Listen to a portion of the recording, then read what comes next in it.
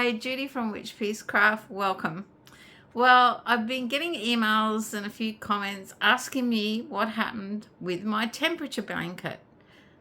Where's the update? So I'm going to do a bit of a video update, let you know what's happened, what is happening, and how things are turning out.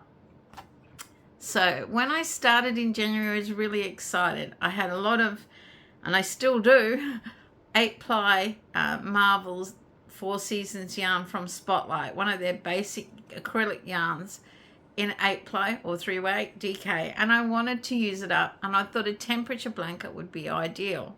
So I set up my project card and I picked my colors.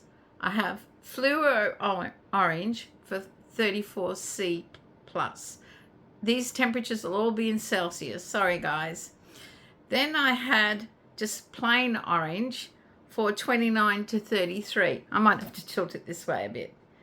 Then I had the color Outback for 34 to 28. Shrimp for, this is this color, 17 to 23. And then I went with a gold for 11 to 16. Latte for 0 to 10. Then I decided when I started it, I would add some bonus colors for different things. So we have a lot of lightning. I did this color, which is like peach. Heavy rain, I went more to a darker beige color, this one. Cyclone and windy watch, I went for yellow, and for cyclone warning, meaning one was coming, I went for red. So that was my card, using 8-ply yarn and a 3.75 millimeter crochet hook. The pattern I was using was from Robin at Hooked by Robin. I'll put a link in the description below if you're interested in the pattern. So I downloaded my great temperature blanket instructions that I got off Jill at Gumleaf Crochet, because I was really excited. If you want this, you can still go to her channel, check it out where it is, and download it. And it has temperature blanket daily tracker for the year, and it had 3 months. So as you can see, I was quite messy for 3 months. That's January, February, March. So what happened? Well, I started and I was really excited. I've got to get to the end where I actually started. Yes. And I was really excited about what I was doing. And I started doing the colors. And yes, we had lightning and heavy rain. And we had temperatures from 29 to 24 to 28. 29 to 30. 3. Lightning, heavy rain, same temperatures. Heavy rain, same temperatures. Heavy rain, same temperatures. Heavy rain, same temperatures. 2 days, the same temperatures. No heavy rain. Heavy rain, heavy rain. We were on cyclone warning, and then it just became the same temperatures with some more heavy rain, and the same temperature range. So my temperature blanket was to fit an area that I wanted to cover on my lounge, and I can't remember if I wrote down what it was supposed to be, but it doesn't really matter, because when I did January, I thought, oh well, it's not too bad, colors aren't looking too bad. And then I did February, and I reached the length and the width that I needed. And by this time, I was well and truly bored with the colors.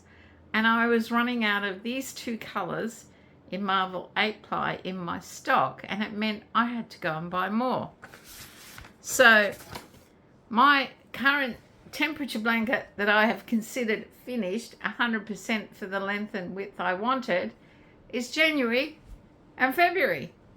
They're the 2 full months, and as you can see, I then decided I'd do a 3rd one for March. Surely the temperature's going to change, the weather will change. And I started doing March, and we had heavy rain, and we were on cyclone watch, and then we had temperatures and rain, and then yet again for however long we were heading back into these two colors. And I did start one. I probably got to about there on the second one, and then I decided, you know what, I'm not going to do this, because I'm going to end up with 6 blankets, all this color, and have to buy yarn. So I pulled the pin and stopped my temperature blanket. As you can see, I got so fed up with the colors. I haven't sewn all the ends in, and I do plan to give it a border. I just haven't been motivated yet to give it a border. So this is my second attempt at doing a temperature project. Previously I did a snake, and I actually finished the snake. He did finish up quite long. It was probably about 1.5 meters long, but it was for a year. This is 2 months. Now everybody warned me my blanket was going to be huge, and sorry, I shook the table. But I didn't do the maths. I thought, oh, I'll get 4 in different, and they'll have varying colors, with the base being orange. No, I was going to end up with the second one looking like this, and possibly a third one, because we're now into June, and we had a bit of a cold snap, and now we're back to normal temperature range, rain and humidity.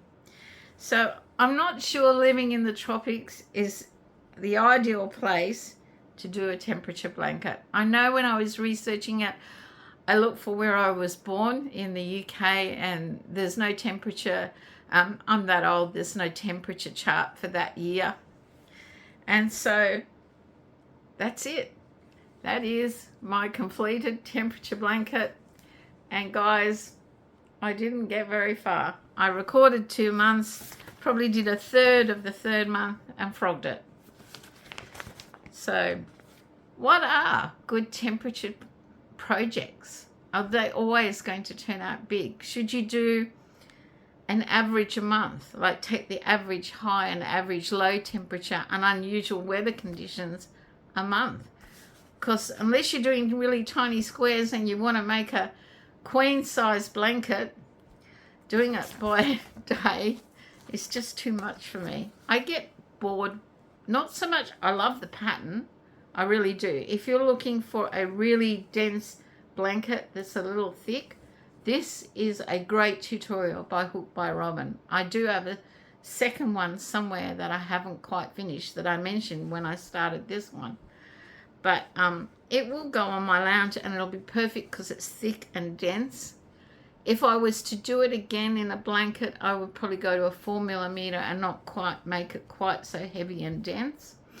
But yes, goodbye temperature blanket. Sorry guys, I did plan to last all year, but I didn't. And Jill at Gumleaf Crochet, I didn't quite stick to the plan. She does have lots of different blankets. I was looking at things she's made in the past, different videos.